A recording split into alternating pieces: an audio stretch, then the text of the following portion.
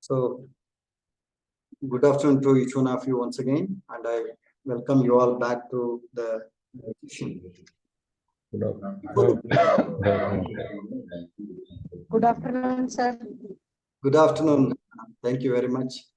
Let's begin the session. We have another 1 hour 15 minutes for interaction, and let's continue the discussion. And before the break, we were discussing about how to build an e-learning culture and overall the major entities responsible in building an e-learning culture. And we just mentioned that the learner, the teacher, and the administrator. And also we mentioned what are all the attributes which are very much essential in these three entities to build an e-learning culture. So with this understanding, now let's move on to the next.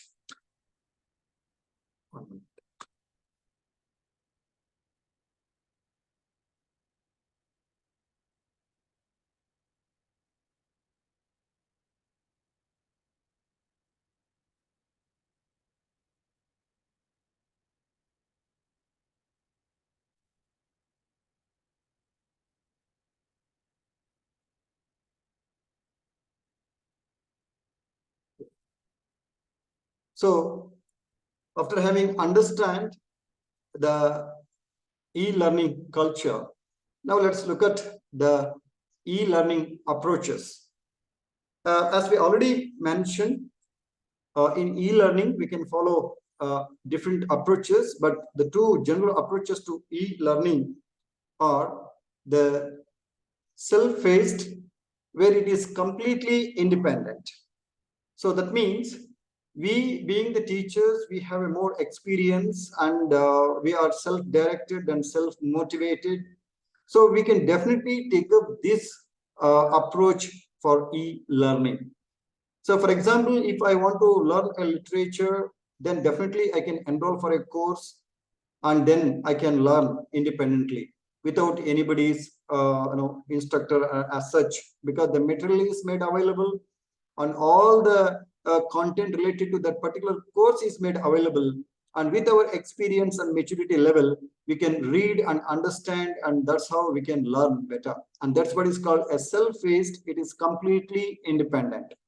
The other approach is an instructor-led, and definitely for the learners or the students at primary level or at a degree level and even at a master degree level, we need an instructor who can deliver the content, and accordingly the learner can learn and can interact and clarify things, and that's how the learning continues. So it provides a different levels of support from tutors and instructors and a collaboration among the learners. Okay, so this is what is the instructor-led, and let's look at some more details regarding these two general approaches to e-learning. So in the first case, that's in the e-learning approach, it can combine different types of e-learning components. The first one is the e-learning content and e-tutoring, e-coaching, e-mentoring, and collaborative learning and virtual classroom. So in any of these techniques of e-learning or approaches to e-learning, so we have a different components. One is the e-learning content. So definitely when we are designing a particular course for a particular class, maybe for a bachelor's degree or a master's degree, definitely we have to define what is the content for that particular class of learners or students as far as that particular topic is concerned. So that's what is called the e-learning content. So in addition to that, we should also understand the tutoring, coaching, and also the mentoring activities. That's also a part of the e-learning, and also the collaborative learning and also virtual classroom. So the collaborative learning, as we already mentioned, we can group the people and we can assign the task to that particular group and let the group interact among themselves and come out with the solutions or effective solution to the problem. So normally in the class, we do form a group and we assign a topic to the group. That's what is called group assignment. So a group of 4 students or 5 students, they take up a particular task and they prepare material and discuss among themselves and they coordinate among themselves and they present in the tutorial sessions to the class of to the classmates along with the teachers, and that's how we enable the students and involve them in a collaborative learning, and that is a better experience, right? Because different people think in a different way, and definitely we can expect a very good and effective solutions for the problem, and that's how the collaborative learning is one important component in e-learning. And of course the virtual classroom, what we are doing right now. Okay, so a teacher is delivering a content or coordinating the entire session, and the audience or the learners or the students will interact, and of course it involves the content and also the collaborative learning outcome, and that's how the virtual classroom is a part of a e-learning approach. And when it comes to the e-learning content, I quickly cover up some of the points. Of course, you're already aware of this. I did not give a brief detailed explanation for this, but just only a quick walkthrough regarding these important points. So when it comes to the e-learning content, a simple learning resources can be provided to the learner, and interactive e-lessons can be prepared. Electronic simulations can be provided to the learner, and also the job aids. So here I have just mentioned some information regarding each of these learning material. So when it comes to simple learning resources, we can provide them a PowerPoint presentation, or we can provide Word documents, or any form of the material which helps the students to learn. So normally at our PUC level or a degree level, the teacher is going to prepare a notes and give that notes to the students. And even at primary level, the teacher will dictate the notes to the kids. So that's how we all have learned. Now the technology is used for this task. So instead of dictating notes in the class, or instead of given handwritten notes, we are providing them the electronic content in the form of a Word document, or in the form of a PowerPoint presentation, or any other form of material which helps the learner to learn. And similarly, we can provide an interactive e-lessons as well. So because many times when we are explaining, say for example, history, for example, I want to explain a particular battle, or I want to explain a particular historical event. So definitely such things can be better presented with a video or a subtitles and also a voice over. So whenever a learner listen to such content, they can better understand along with the video and also the subtitle and also other supportive material. And that's what the interactive e-lessons. And similarly, the job aids and also the electronic simulations can also be provided, as I already mentioned.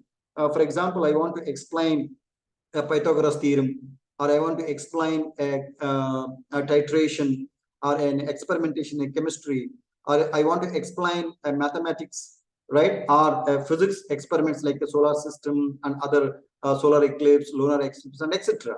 So definitely, if I provide a kind of simulations, definitely the students can better understand, right?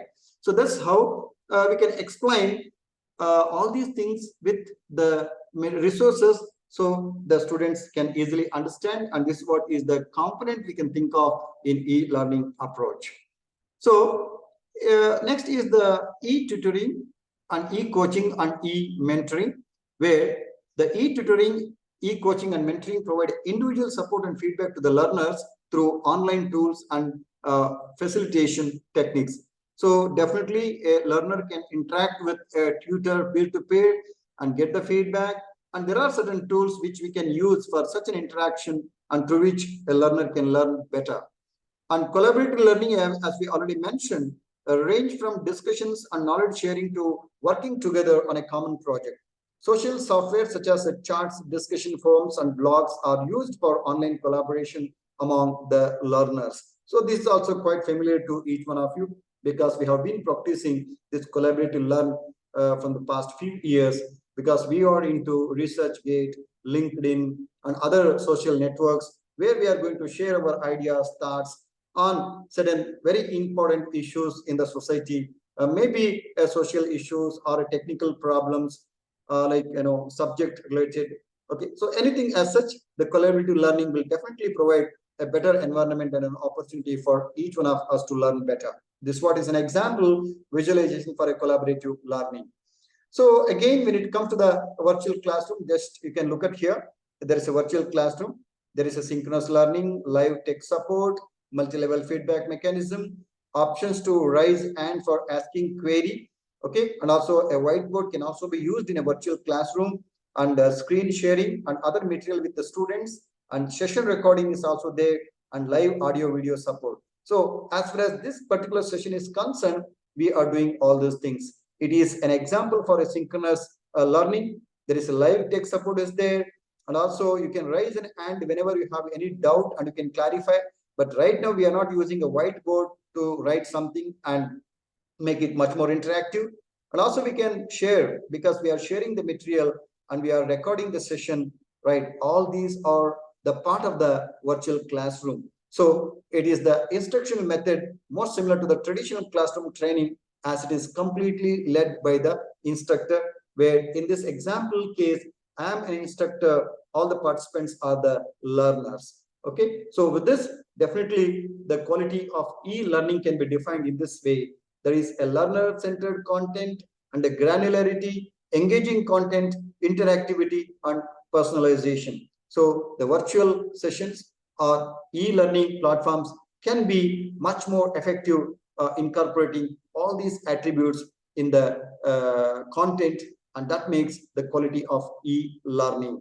Okay, so with this, when it comes to e-learning tags, the synchronous and asynchronous.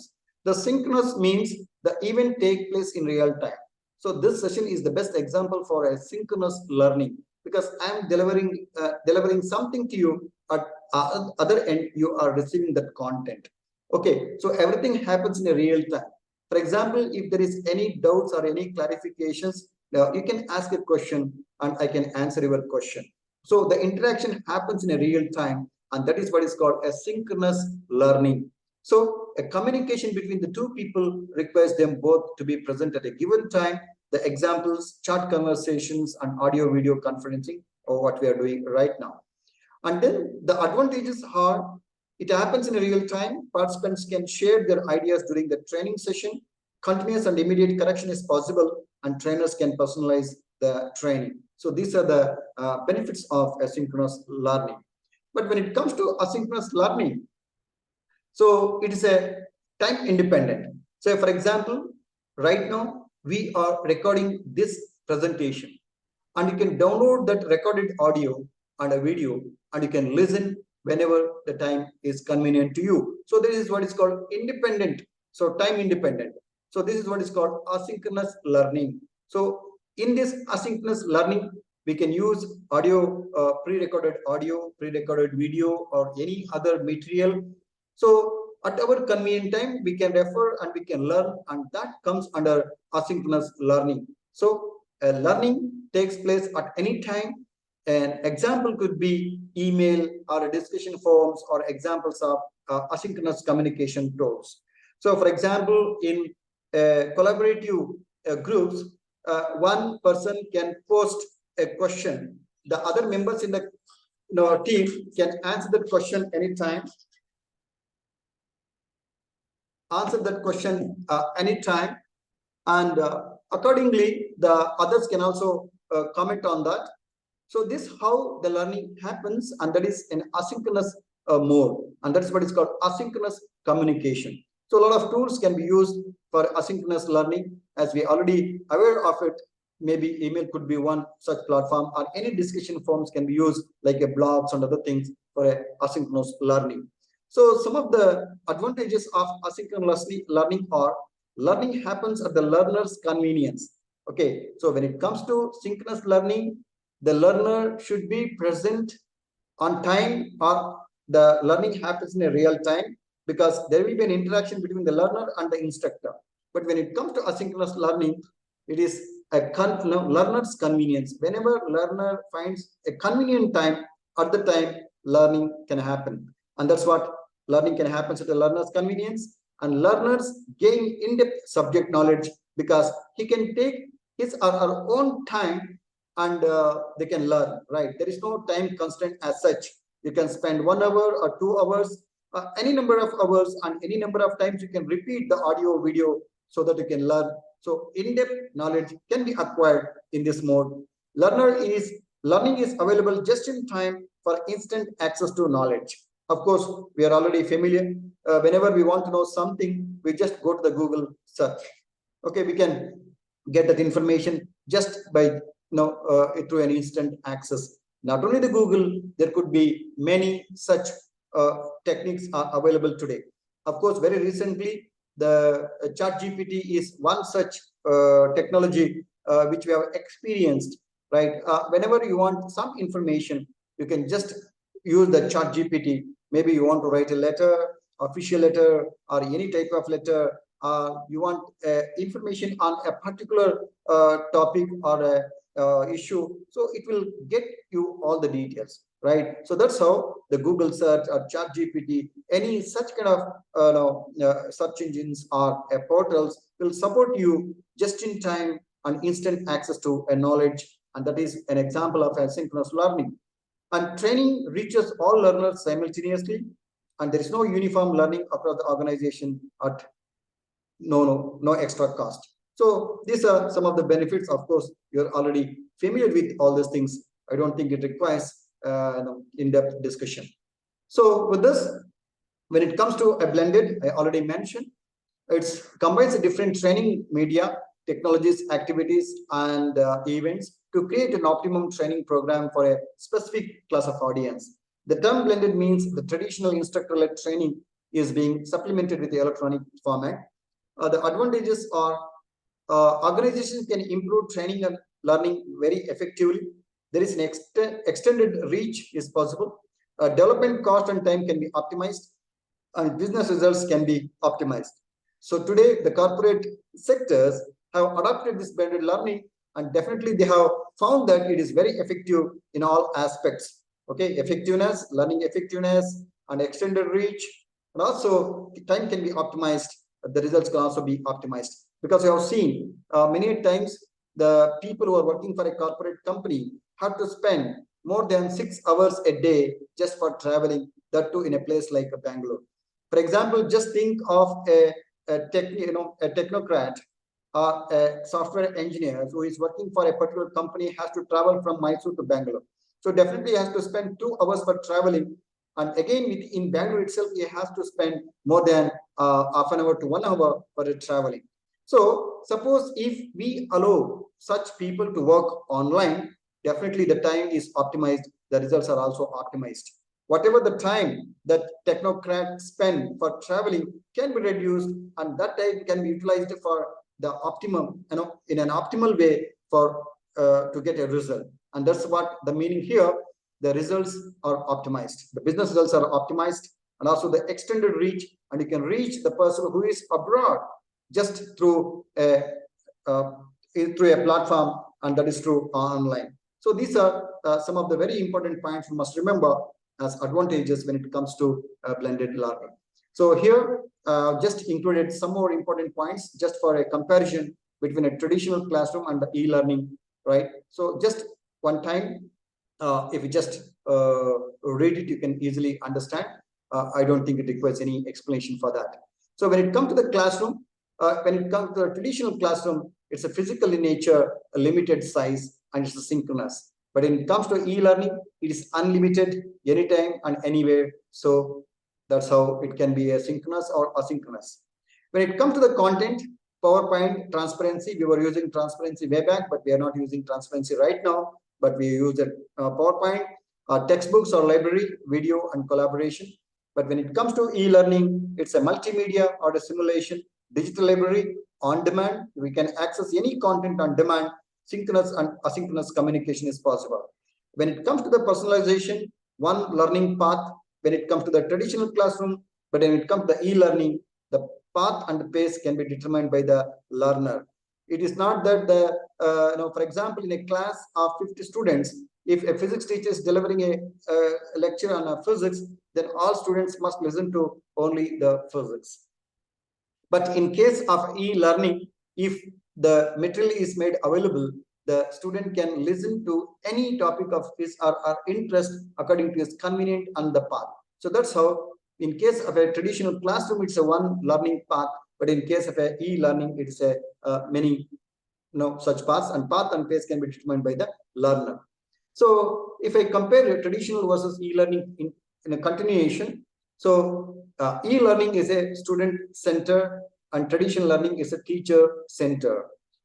E-learning is a multimedia supported, but in a traditional it's a single media. And in e-learning, collaborative work is possible, but here is an isolated work. Information exchange, but information delivery, skill-based learning, factual-based learning, technology-enabled learning, bricks and board, pull approach, and a push approach. So now just think as an example, of course, many of you have already experienced or your kids have used such kind of techniques.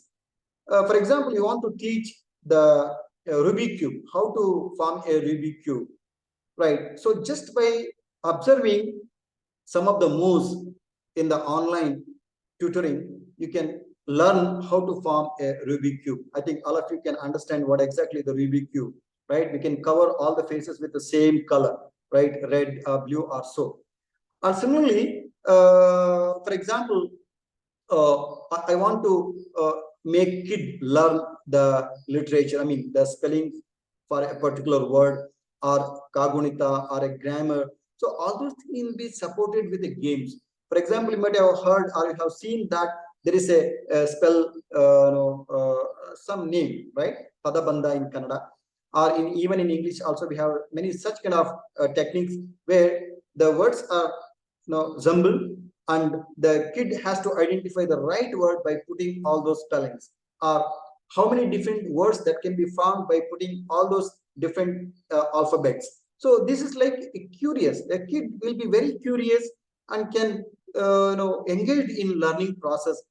Of course, just like a game playing, and through game playing, the kid is also learning, and that's how the e-learning is called a pull approach. It pull the kid, right? But in case of a traditional learning, we have to push, right? So this is some of the differences between the e-learning and the traditional learning, and that's how today we say the e-learning is more attractive than a traditional learning. But of course, I already mentioned it is not just to replace the traditional learning, but provides a more enhanced and a better environment for a learning. Okay, so with this, now the model for developing e-learning resource. So I don't think this content is more relevant right now because it requires some technical, maybe some other resource person is going to cover this under e-content development. So I'm just going to skip this particular topic because even I don't think the time permits us to discuss in detail.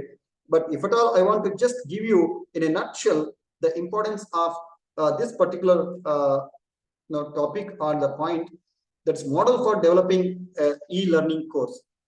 Because all of you have already heard that you can also offer an e-learning course for a wide audience across the country under a SWAYAM platform. You can apply for the fund, and if the government sanctions a fund for you, you can create a content on the topic of your interest, maybe on economics or chemistry or physics or mathematics or environmental studies or law, whatever may be the subject as such, and you can propose a course and you can build a content, okay, and the government will support for all such online courses. And once the content and everything is ready, you can publish the content online, and the audience or the learners can enroll for your course, and you can deliver content online, and you can even give a credit according to the NEP regulations or the guidelines. The student can take up online courses, and the credit what he or she earned, that can be transferred to our regular credit.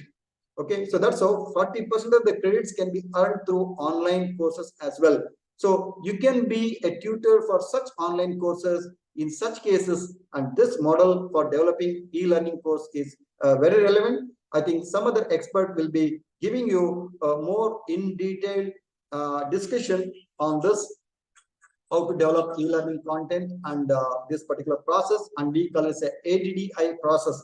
That is, first we have to analyze, and then we have to design, and then we have to develop, implement, and evaluate. It is as good as you are writing a textbook.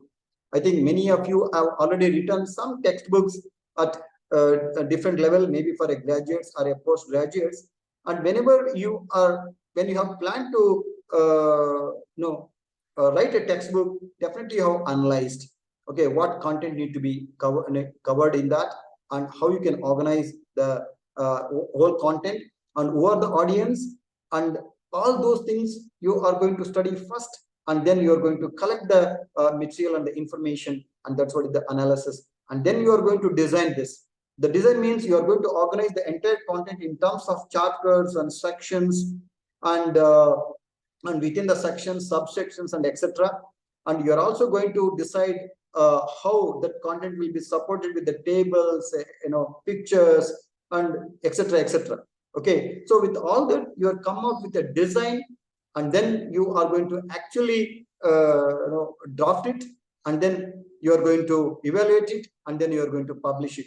So even developing a course, online course, or a model for developing online course also follow the same, but with the support of technology, right? For all these activities, we make use of the technology, and we just come out with a model or a content for an online course. The same way we write a textbook, right? Exactly very similar. So please go through this whenever time permits, because it takes more time. As I already mentioned, other experts may cover this topic in some other session, right? So analysis, design, development, implementation, and then evaluation. Okay. So with this, now when it comes to e-learning tools, right? So here are some of the things which I would like to bring your kind of information. So email. All of us are very much familiar with the email, because every day, for one of the reasons, we check our email and we communicate with other members through email only. So whenever we want to make use of the e-learning platform for training or for delivering course, etc., definitely email is one such tool which we have to make use of. So every teacher should have an email account and communicate with the students, communicate with parents. Students can submit assignment, can have attachments as well, create a paperless environment, simple but very effective, efficient, and also cost effective. So this email tool enable the teacher as well as the learner and also the parents and all other stakeholders with all these benefits. Okay, and definitely this can be used for this purpose. And next is the chat. As I already mentioned, WhatsApp is one very popular chat platform we are using, and every day we find several groups, and each group is communicating with messages, audio, videos, and all. They just post it, and all the other members in the group are just listen to it, watch, observe, and they can comment. So that's how the the communication happens, right? So it can be synchronous or it can be asynchronous as well. So for example, if at all you are using a video call or a conversation, then it is a synchronous. But if we are just sending only messages and sharing photos or audios and all, and that becomes an asynchronous mode of communication. So the chat supports both. So synchronous and communication tool, communicate with students, communicate with parents, and more students participation is expected here. And also the collaborative learning is also possible in such kind of platform. And then online form is another tool where asynchronous discussion happens in the online form, and then teacher can create discussion groups. Teacher could post a question and request students to comment on that. Students can post their comments, can encourage community participation. Collaborative learning can be fostered, and feedback from diverse culture is also possible. With all these things, we can make learning much better and much efficient and effective. So that's how online form supports e-learning. Then the web is a default or indispensable component for any e-learning or online platforms. So wide range of materials are made available in the web, as we have already witnessed. Teacher will need to narrow down that, and whichever is relevant, it can take, and further it can tailor it and make it ready for a different class of students. Because whenever we are teaching a particular topic to a class of 10+2 students, or to a graduate students or a master degree students or a researcher. So the same, maybe the topic is same, but the depth and width will vary. So that's how the teacher should narrow down depending upon the requirement, and accordingly that will be delivered to the learner. So the teacher will need to narrow down the content, because a web is like an ocean of information which we need to tailor and filter, and then we have to provide it to the learners. It is a resource center sharing of resources supported by images, audio, simulation, and multimedia. So in this way, web supports e-learning. And then the other tool is the video conference. Conduct a live lecture. What we are doing right now is an example of a video conference. And communication with the students are in general learners. Communication with parents, support by audio, chat, and whiteboard. Support sharing of applications, can be recorded and later be used for on-demand lectures. Demo can also be provided. I will show you some demos shortly in the coming slides. So when it comes to top 10 e-learning institutions, okay, so here are some of the top e-learning companies, okay, which are already familiar, because Byju, you might have seen in the advertisements, right? Byju is one of the top e-learning companies in India, which is headquartered in Bangalore, India, and it boasts to receive the first investment in Asia from the Chan Zuckerberg initiative. And this educational technology and online tutoring firm has created a K-12 learning smartphone app that offers highly effective, adaptive, and engaging learning programs. And these programs not only serve school students, but also train students for various competitive exams such as IIT, JEE, CAT, GRE, IAS, and many more. So definitely all of you are very much familiar with this particular company, the Byju's. Okay, so you can just get more information regarding this in case if you need. And another is Dexter's Education is another company founded in 2001 and headquartered in Bangalore, India. And this education institution or a company provides a customized industry-based education and solutions for a corporate learning and talent management and enhanced end-user adoption. The company majorly deals with digitizing education and education consulting, and their competencies lie in the fields such as ecosystem, technical, technological, and language. With its innovative learning solutions for the learners and organizations, the company successfully ranks among the top e-learning companies in India. Similarly, we have EduComp Solutions and IGNO, NIIT, EduCort, Simply Learn, JUICE Learning, Merit Nation, ExcelSoft. So all these are the top e-learning companies in India which supports e-learning or online learning platforms. So with this, now let's look at some other important points regarding e-learning platform. This one such is called a MOOCs, stands for Massive Online Open Courses. So even students at bachelor's degree and master degree can take some courses in MOOCs platform, earn the credits and transfer those credits to the regular program, and we call this like an academic bank of credits. Okay, so according to NEP, as already mentioned, 40% of the credits can be earned through a MOOCs platform. So Coursera or FutureLearn supports the MOOCs platform, and virtual learning environment VLE such as Learn or Blackboard is another e-learning platform, and video streaming services such as YouTube, and even many times we search for video lectures in YouTube.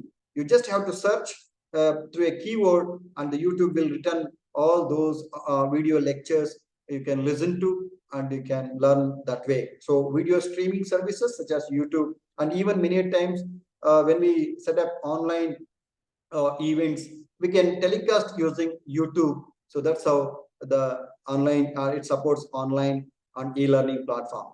And virtual instructor-led training, that's VILT, for example, WebEx or webinars, we are quite familiar. And discussion boards like a Facebook and WhatsApp, and forms like LinkedIn, ResearchGate, and podcast, a recorded program of talk, music, and etc. So all these are some of the examples of e-learning platforms. So if at all I want to give some more information regarding this MOOCs or SWAYAM platform, these are online courses with the video content. They enable large number of participants to learn from top universities around the world. That's what I already mentioned. There is nothing like a barrier when it comes to learning. Okay, so we can access to a top university around the world through a MOOCs platform. So even in, I think very recently in our university, more than 50 different courses were launched online, and any student from any institution and any university can opt any such courses online, learn and get the credits and transfer those credits to the regular program like BSc, BCom, BA or master degree programs. So MOOCs are modern online courses for many participants at the same time massive as well, without access restrictions. That's what is called open, and in a course format with video, lectures and integrated tests. So that's how it's called massive open online course. And MOOCs were created from the idea of covering an entire university course online and thereby making it accessible to everyone in the world. And that is what is the ultimate objective of a MOOCs and a SWAYAM platform. The intent was to democratize educational content from elite universities, because earlier common people could not get access to elite universities, but with the support of technology and e-learning platforms and also with MOOCs, it is now made it possible. So the intent was to democratize the educational content from elite universities. So here are some of the e-learning platforms or the companies. Now, Udemy, you might have heard about this, Udemy, Udacity, DataCamp, and edX, and etc. So this Udemy, huge varieties of courses are offered in this platform. 30-day refund policy is also there. Free certificates of completion is provided by this company. And Udacity, nano degree programs suitable for enterprises, paid certificates of completion. And DataCamp, free certificates of completion focused on data science skills, flexible learning timetable. And edX, university level courses suitable for enterprises, paid certificates of completion. So in continuation, there is a Coursera, Skillshare, LinkedIn, Learning, Khan Academy. So when it comes to Coursera, professional certificates will be awarded. University level courses are offered. Online degree programs are also offered through Coursera. And Skillshare, real life projects can be done. 30-day refund policy, free courses are available. And then LinkedIn, business related courses, integration with LinkedIn, professionally made interface. And then Khan Academy, adapted for early education, suitable for parents or kids, and has test preparation material as well. So these are some of the e-learning platforms or the companies.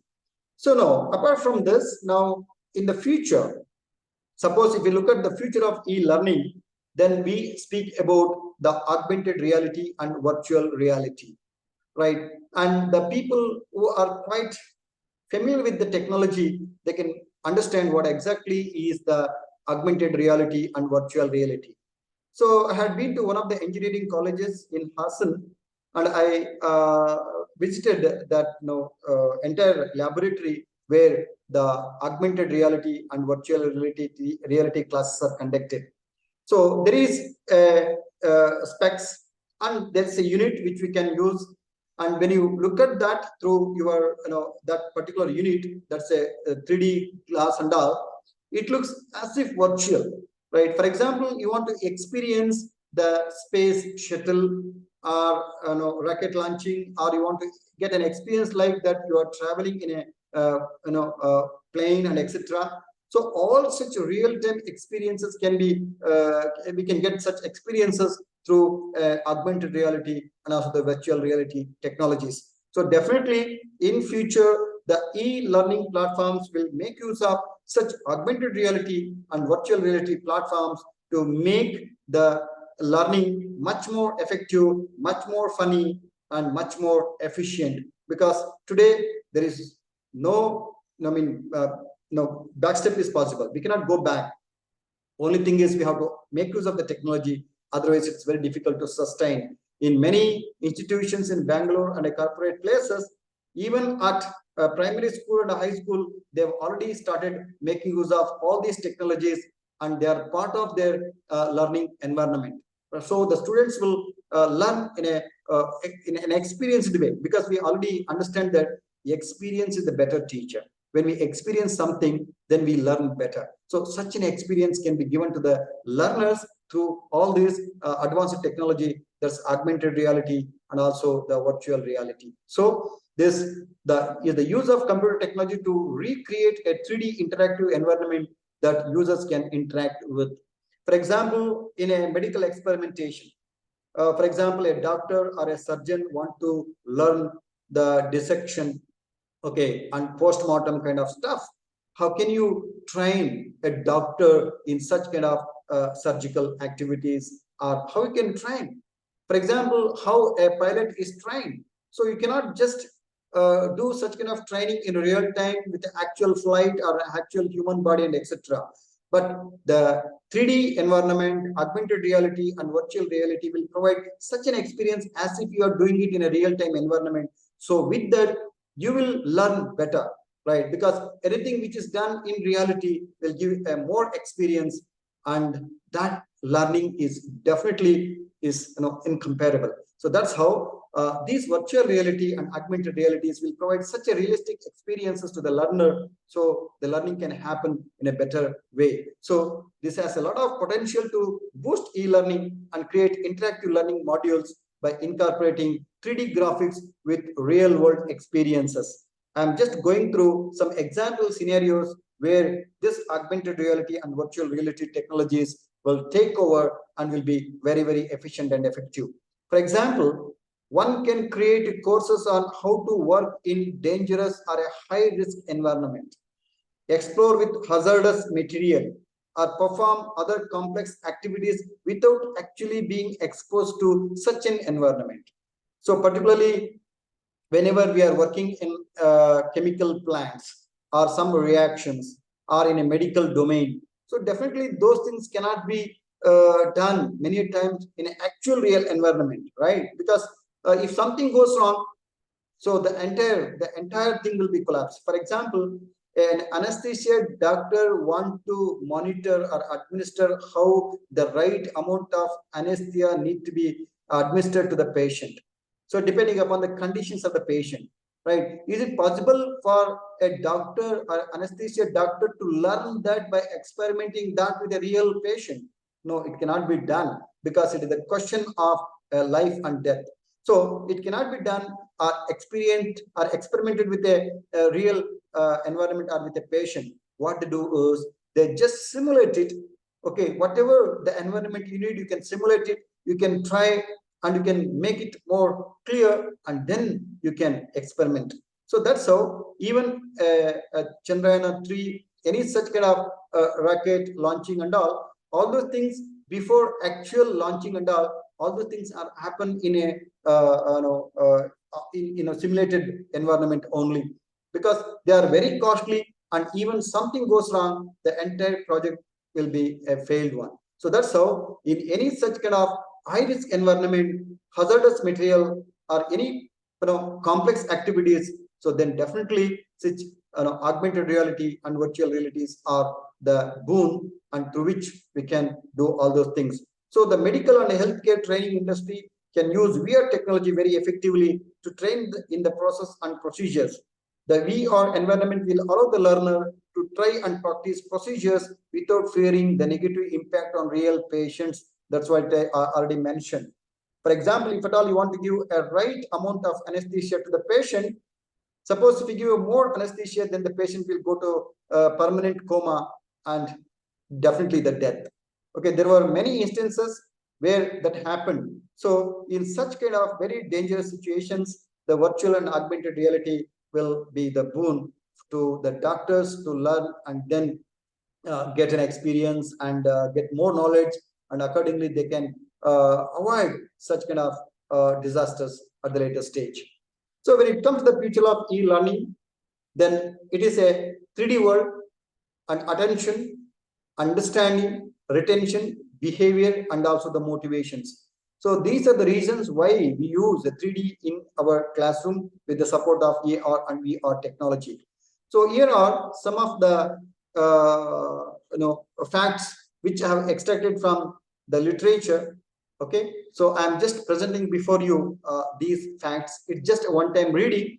Okay, I am just going through it, and it's general information for each one of us. So when it comes to the attention, 100% of the teachers felt that pupils paid more attention in 3D lessons. 92% of the pupils were regularly attentive during 3D lessons compared to only 46 in standard lessons. Without 3D, less than half of the classroom are actually paying regular attention. Pupils with attention disorders showed positive change in attention level and communication during the 3D part of the lesson. So you might have seen that in a class of 50 students, maybe some 5-6 students are not able to concentrate even for 30 minutes or 25 minutes. They're always looking either side and disturbing others or making some mischievous things in the class, whether it is a primary classroom or a degree or a master degree. Even many times we have experienced that the master degree students are doing some mischievous things in the classes because they are not able to concentrate for more than 15 minutes or so. So in such kind of disasters, that's what we call attention disorders. And in such cases, the 3D kind of material or environment have showed a positive change in the attention level and communication during the 3D part of the lesson. So that is the attention. When it comes to the retention, that means how much of the content the students can retain having attended a particular class. Because if we are just presenting with words or with a text, writing something on the board, maybe the kid may forget after 30 minutes, right? Then what is the retention capacity? So definitely the survey has showed that the retention capacity is good in case of this e-learning environment with augmented reality and virtual reality component. So the pupils taught in 3D could remember more than 2D class after 4 weeks of having studied the material. Learning in 3D doubled the rate of improvement from pre to post testing by 17% to 8% in 2D learning. Now you can see the comparison, 8% in 2D, 17% in 3D, almost double. 3D taught pupils were more likely to recall detailed sequences of processes and were able to order concepts better. So I think we have already witnessed whenever we ask the kid to read a story and remember, then the kid may find it difficult to read and remember the story. For example, if you show a movie, right, maybe related to the subject, okay, or any such kind of animated clips or anything as such, then the kid can definitely understand the story and also the sequence of events in that particular story. So that's what is the capability of a visualization or augmented or virtual reality. So the retention capacity is high. Then understanding, pupils taught in 3D are more inclined to ask more complex questions because their understanding level is high. Because when kids started understanding the concept, and more complex questions will be raised, and definitely if any kid asks a question or a complex question, it means that the kid has understood the concept to the depth. So that's how the pupils studying 3D are more inclined to ask more complex questions. 100% of the teachers with 3D animations made the students understand things better. The teachers found that students discovered new things through 3D and had enhanced skills in describing their learning. So this is what with respect to understanding. When it comes to the behavior, 70% of the teachers noted that pupils' behavior had improved when using the 3D. The use of 3D led to positive changes in communication patterns and improved classroom interactions as well. And when it comes to the motivations, higher levels of pupil satisfaction with 3D learning, and pupils noted happier teachers when teaching using 3D. So these are some of the facts through a survey when it comes to the e-learning platform with augmented reality and virtual reality. So now the next few slides will show you an example how the animations will help teacher and kids understand the idea or the concept better. So all of us are using the lock and the key every day, but how many of us have understood the internal mechanism of a key and a lock? Okay, so this is how we can teach a kid how the internal mechanism of lock works. So definitely there is a mathematics, there is a physics in it. Okay, so we can combine that and then we can teach the kids how all these concepts are used in building such kind of material or such kind of items and how it exactly works. Okay, so definitely a kid may put a question that, so a different lock and a different keys, why we cannot open a particular lock by using some other key? Then what is the answer to such a question when a kid asks? So definitely, if at all we want to answer such a question more satisfactorily, we must have understood the internal mechanism of how a particular lock works. So even whenever we want to teach that to the kid, when we show these kind of animations, then the kid can better understand the mechanism rather than just explaining in a plain text or in a words. Okay, so this one example how the internal mechanism of a lock works. Now look at this related to the behavior and the biology. A cheetah uses its tail to counter torsion and keep balance as it chases its prey. Now look at here, whenever a cheetah runs with such a speed, definitely it has to balance. So it just uses its tail to balance that. Okay, so then we can teach the kids this way, so they have a very curiosity, right, in learning, and they can better learn the concepts. This one example. And now look at this. We can a botany teacher can explain this to the botany students. Beans tendrils slowly rotate to find a solid support to the climb. Now look at here, there are two sticks. So this tendrils, they try to find out the solid support to just grow. So this how it works. So this how we can understand that even the plants have life, right? And all these kind of things are happening when we closely observe this. Then we get much good experience, right? And our learning will definitely at a higher level. Okay, so a botany teacher can explain this to a botany student, right? How the bean tendrils slowly rotate to find solid supports to the climb. Of course, it's a general subject, anybody can learn and understand. So look at this, the development of the human face in the womb. Okay, we can show it in a very simple clip, an animated clip. Okay, see here. So this is the initial stage and the next level and subsequent level, and finally, right, it looks like yes. Okay, so similarly, you can look at this, shows how chains are assembled.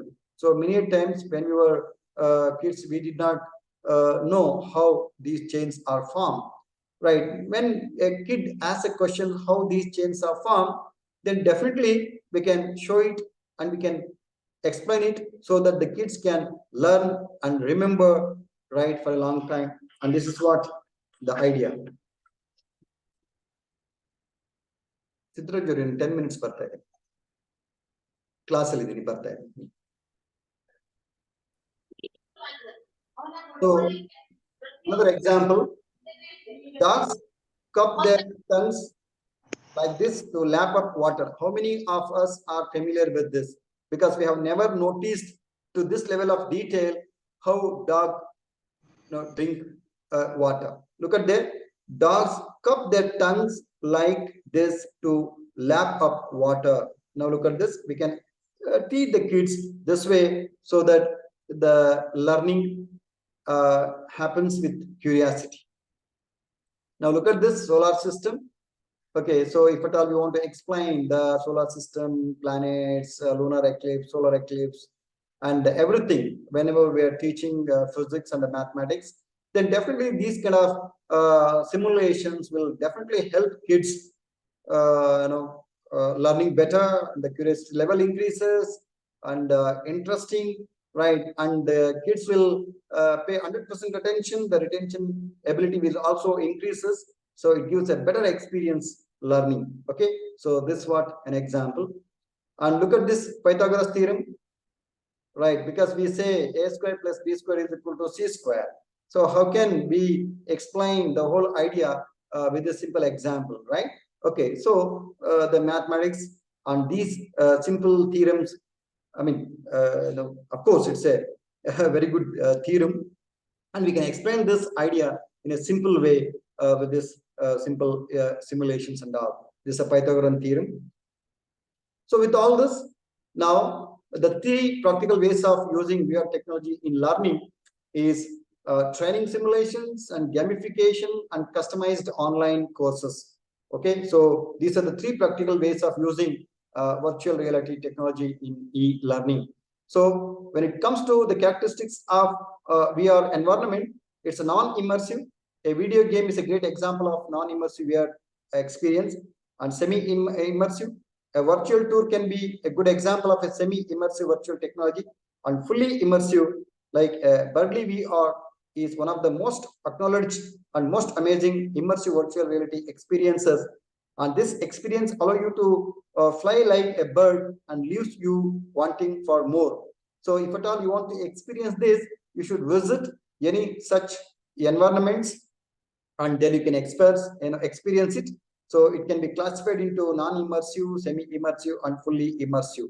So only with such an experience, you will be able to better distinguish between these three virtual reality environment. So I suggest you to go with Berkeley VR. Okay, one of the most acknowledged and most amazing immersive virtual reality experiences. Okay, if there is any opportunity for you to get into this, you please experience it so that you will wonder how this technology has changed our learning and experience. Okay, it's really a very good experience. Now look at this as an example, and one example, augmented reality.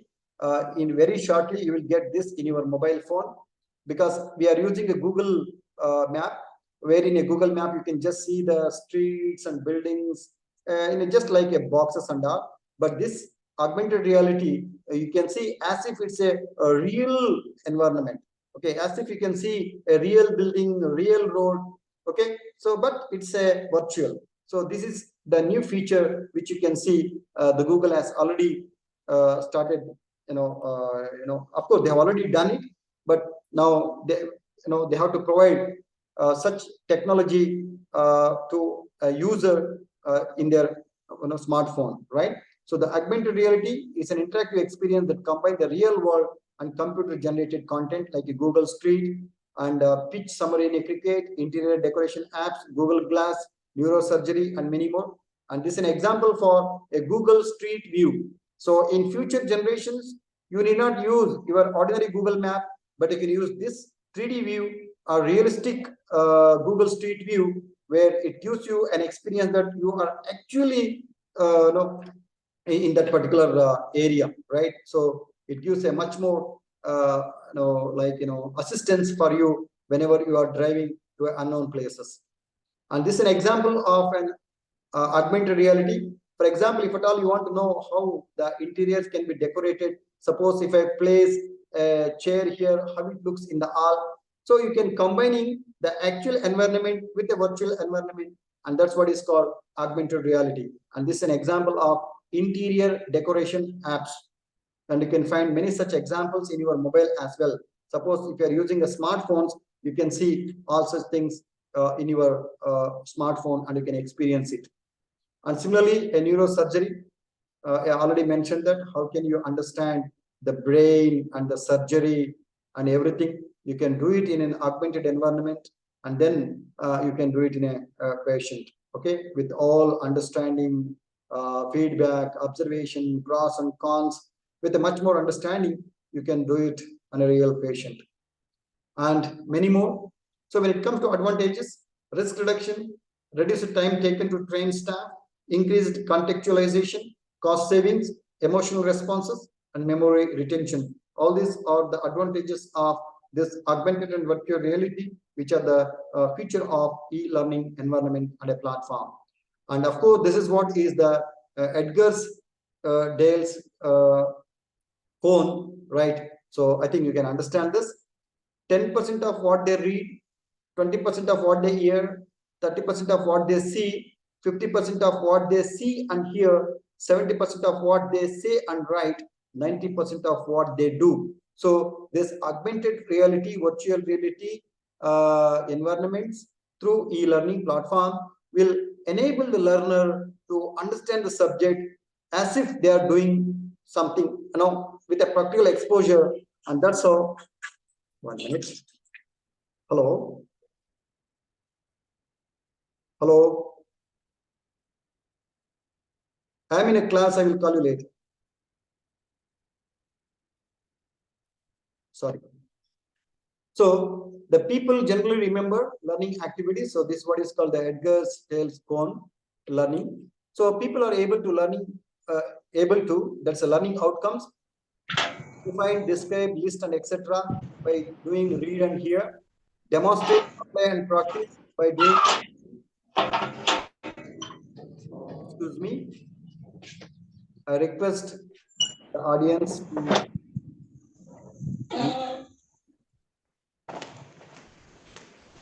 Then, if you do now participates in hands-on workshops, design collaborative lessons, simulate, model or experience a lesson, perform a presentation.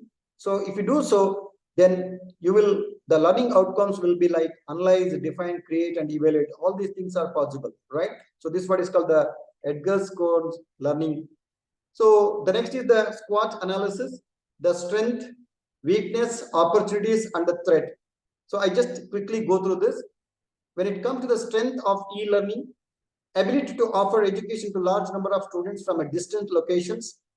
Education is more accessible to people with limited financial resources, less time commitment necessary for a corporate student, best instructors making best courses available to all. These are the strengths of e-learning. When it comes to the weakness, large commitment to technology needed from universities and universities and corporations offering e-learning courses, lack of face-to-face contact with students. Current technology does not support low-cost, high-bandwidth, synchronous student-teacher interaction. Maybe in future, these weaknesses can be overcome, right, at a significant level. Opportunity, ability to reach the world instantaneously with the latest news and technologies you have already experienced. Ability to train sales force and employees about the product advancements. Access to courses from a wide varieties of universities. Decrease long-term education expenses by shifting learning programs to the web. And the threat, lack of student interest. Equipment and technology requirements restrict adoption of e-learning. Lack of human interaction deters the learning process. Most corporate instructor-led courses last 4 to 5 days. Comprehensive coverage of some topics could be lost in a shorter e-course. Of course, these may not be a strong threats, but can be overcome with much more attention in this direction and with advancements in the recent technologies. So with this, in summary, e-learning is a convenient option for organizations in certain situations when there is a need to reach many geographically dispersed learners. In a phased e-learning course, learner can study course materials at any time they wish, and facilitated and instructor-led e-learning courses use communication tools which allow learners to communicate with facilitators and other participants. In a blended approach, e-learning sessions can be integrated with face-to-face traditional activities using a varieties of approaches. A series of activities are required to develop e-learning according to ADDI model for instructional design. They can be grouped into 5 main stages: analysis, design, development, implementation, and evaluation. So this is what is called ADDIE model. So technology is needed both to create e-learning material and make it accessible to the learners. So with this, ICT and e-learning offers opportunity to raise educational standards in schools and colleges. Large range of ICT tools are available for teaching and learning and closes the gap of digital divide. Involvement of teachers and parents is important. Schools and colleges will need funding, access, and training. So this is in conclusion. So with this, these are some of the references which I have studied or referred to prepare this content. And I thank the authors who have prepared this material. And also I thank the other sources for this. So a beginner's guide to understanding the basics of e-learning and e-learning methodologies, a guide for designing and developing e-learning courses and other web sources. So with this, I'm winding up this session as scheduled, sharp at 5 o'clock.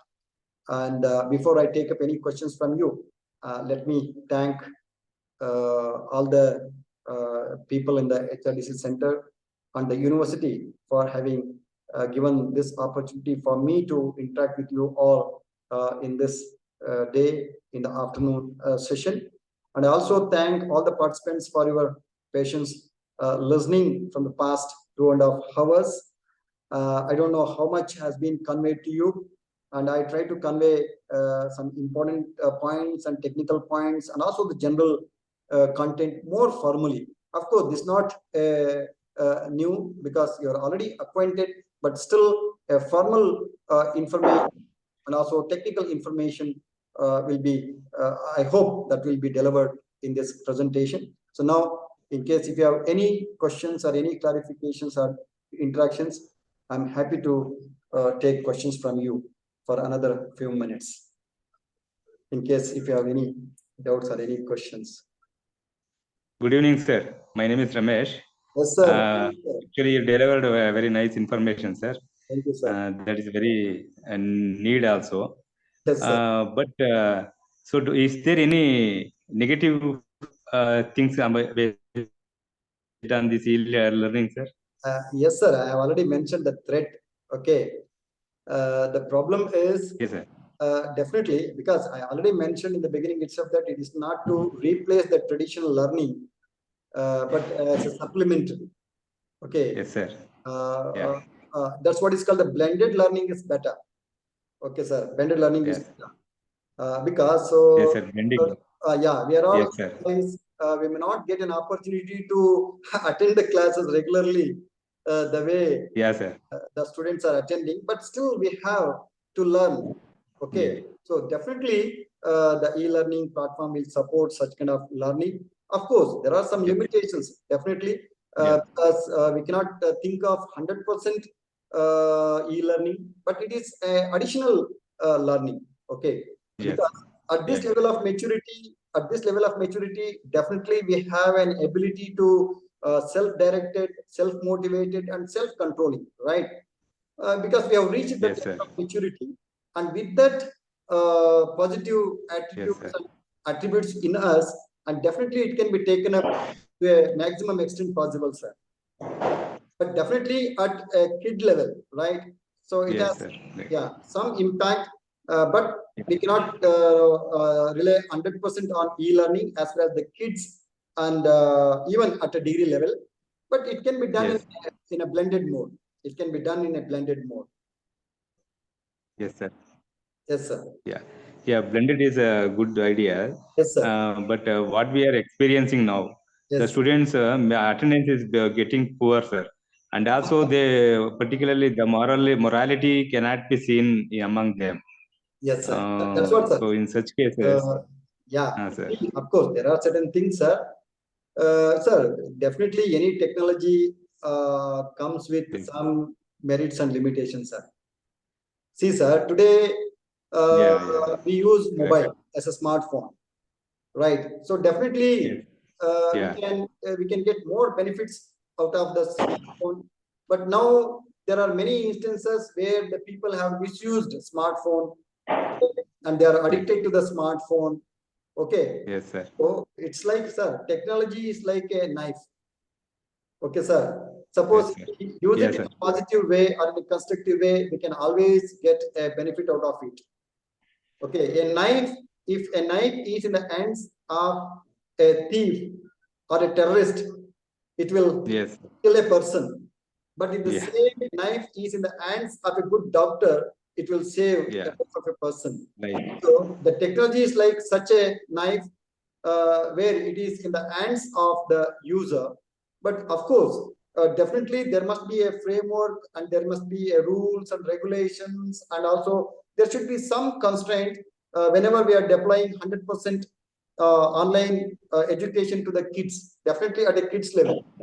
Okay, so we cannot 100% rely on this. A lot of other things also need to be taken up, like filtering the content and providing only the relevant content to the student, and also restricting the screen time. Okay, so there are many such kind of guidelines and regulations are very much important if at all you want to take up this at a larger scale. Yes, sir. At Thank all you, sir. levels. Yes, sir. Thank you so much, sir. Thank you, madam. Thank you, sir. Thank you. So if any other questions or clarifications. Thank you, sir. Nice presentation. Thank you very much, sir. Thank you, sir. Thank you, sir. Thank you, sir. Okay, Thank you, sir. okay, sir. So if there are no questions, can you wind up, sir? Thank you very much, sir. Thank you. Thank you, Amit, sir. Yes, sir. Okay, sir. Okay, so shall we wind up, sir? Yes, sir. Okay, sir. Thank you. Okay, sir. Thank you, one and all. Have a nice day. Thank you, sir. Okay, sir. Thank you. Thank you, sir.